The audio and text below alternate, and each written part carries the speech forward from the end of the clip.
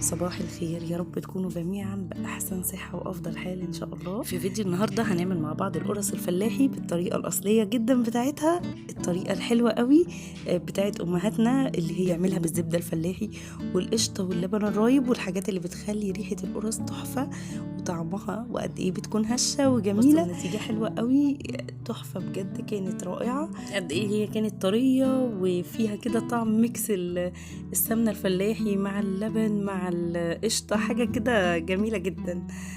وطبعا بنكون احنا عاملينها في البيت، بيكون المكونات افيد من القرص الجاهزة والكلام ده. لو عجبكم الفيديو ما تنسوش اللايك والشير، واللي بيشوف قناتي لأول مرة ينزل وينورني ويدوس اشتراك ويفعل زر الجرس عشان يوصلوا مني كل جديد.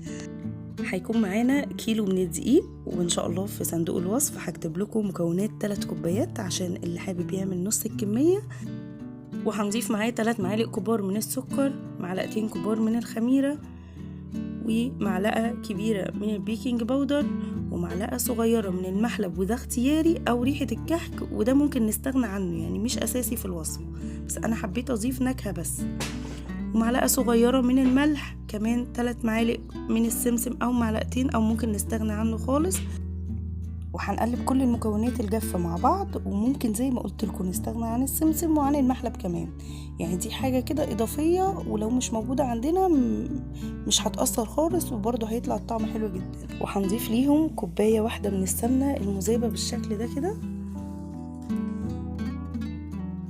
طبعا هي دي بتكون زبدة واحنا مسيحينها، يعني يفضل ما نستخدمش زبدة لانها ممكن تنشف القرص.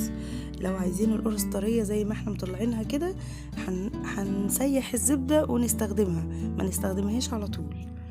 كمان هيكون معانا معلقتين من القشطة. طبعا القشطة بتدي نكهة حلوة قوي وطراوة جدا للقرص، وممكن لو مش متاحة نستغنى عنها. هنقلب كده السمنة مع المكونات الجافة لحد ما كلها مع بعض بالشكل ده كده، ونبدأ بقى نضيف السوائل. هيكون معانا من كوبايتين لكوبايتين ونص من اللبن الرايب، ولو مش عندنا لبن رايب ممكن نستبدله بزبادي، ولو مش عندنا زبادي هنجيب اللبن العادي خالص نسيبه بره التلاجة من بالليل، يبدأ ان هو يعمل قطعة كده فيه، هو ده كده هيكون اللبن الرايب. او نحط عليه معلقة من الخل ونسيبه كده 10 دقايق او ربع ساعة، هيتحول معايا للبن رايب وهقدر ان انا استخدمه. ولو مثلا فتحنا عبوة لبن وما استخدمناهاش على طول، هتبدأ ان هي تعمل تجبن كده في اللبن، ما نرميهاش طول ما اللبن ما مررش او ما حصلش تغيير في طعمه، فاحنا مش هنرميه وهنروح نعمل بيه القرص، وهتبقى حلوة جدا ان شاء الله. الاول عجنت بكوبايتين من اللبن الرايب، بعد كده حسيت ان العجينة محتاجة تاني فاضفت النص كوباية، ولو احتاجت تاني برضو ممكن نضيف شوية كمان، بس انا هنا كوبايتين ونص كانوا كويسين جدا. كل نوع دقيق على حسب ما هيستقبل معايا كمية السوائل زي ما احنا عارفين، لحد ما بقت بالشكل ده كده. بصوا الطرية وهشة قوي، العجينة جميلة جدا. تمام، هبدأ بقى ان انا المها كده في بولة واغطيها بستريتش، هنسيبها على جنب حوالي نص ساعة، ما نزودش فترة التخمير عن كده، لاني بعد التشكيل هنسيبها تخمر كمان مرة، فنص ساعة في المرحلة دي هيكون كفاية جدا.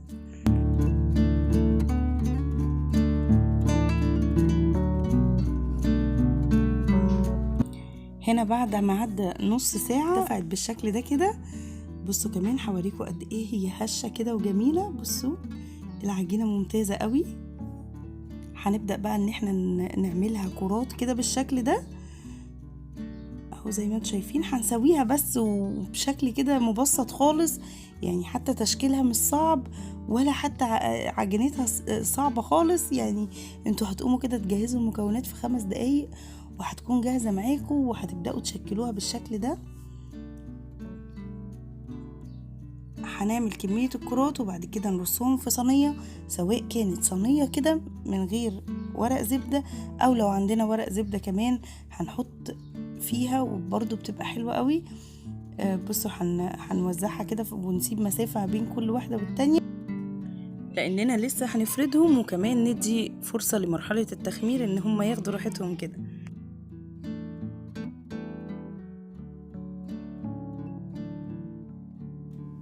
هنبدأ بقى اننا بايدينا كده نفردهم بسيط قوي زي ما انتم شايفين. نخلي فيهم سمك، ما نفردهمش جامد عشان تبقى طرية كده وجميلة، والأنسجة بتاعتها تكون مظبوطة كده من جوه.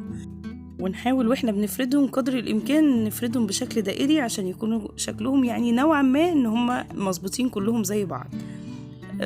بس يعني طريقة سهلة وبسيطة وحلوة جدا. وهنا كمان انا حطيت ورق زبدة زي ما قلت لكم في صاج، وعملته بالشكل ده كده برضو بيدي لون حلو قوي. ورق الزبدة بيخلي اللون كده موحد في القرص كلها في الصاج، وبيخلي الشكل جميل قوي. لو مش متاح خلاص مفيش مشكلة خالص، ونحط في الصينية على طول زي ما عملنا دلوقتي مع بعض.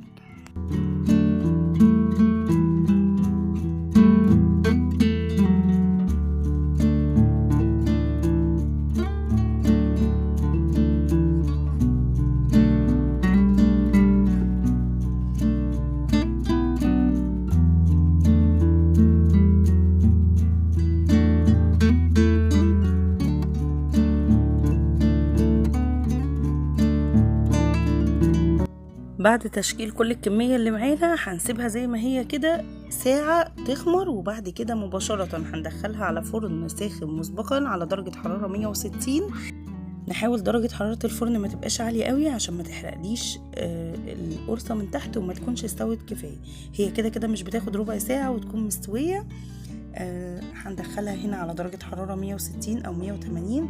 طبعا لو الفرن بيوزع الحرارة كاملة على الحاجة اللي احنا حطيناها فمش هنحتاج نشغل شواية، لكن لو لأ هنستنى بس لحد ما تاخد لون ذهبي من تحت ونبدأ ان احنا نقيد عليها الشواية وهي في الرف الأوسط، ما نقربهاش قوي من الشواية عشان اللون يطلع موحد وذهبي بالشكل ده. شايفين قد ايه شكلها حلو جدا، ريحتها كانت قلب الدنيا.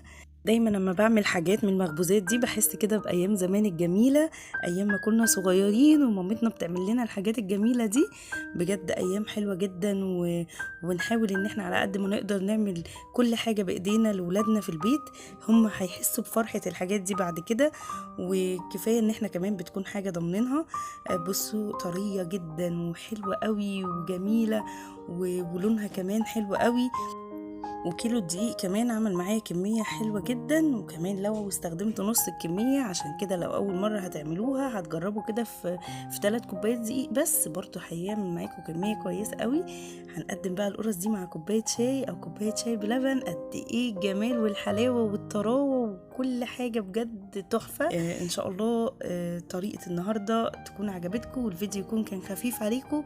ما تنسوش لو عجبكم الفيديو ما تنسوش اللايك، واللي بيشوف قناتي لأول مرة ينورني وينزل يدوس اشتراك ويفعل زر الجرس عشان يوصلكم مني كل جديد. واشوفكم على خير في فيديو جاي.